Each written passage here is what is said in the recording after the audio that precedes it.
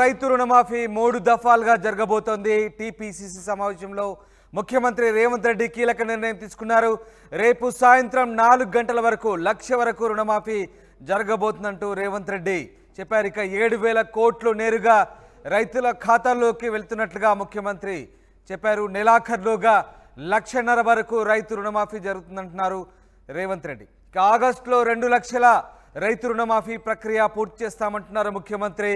గాంధీ కుటుంబం మాట ఇస్తే అది శిలాశాసనం అంటున్నారు ముఖ్యమంత్రి. రైతు రుణమాఫీ హామీ రాహుల్ గాంధీ ఇచ్చారని, రాహుల్ మాట ఇస్తే అమలు చేసి తీరుతారనే నమ్మకం కలిగించడం మన బాధ్యత అంటున్నారు ముఖ్యమంత్రి రేవంత్ రెడ్డి. వ్యవసాయ విధానంలో తెలంగాణను దేశం అనుసరించాలంటున్నారు.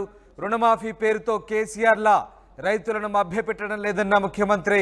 తాము చేస్తున్న మంచి పనిని ప్రజలకు వివరించమంటూ టీపీసీసీకి విన్నవించినట్టుగా తెలుస్తోంది.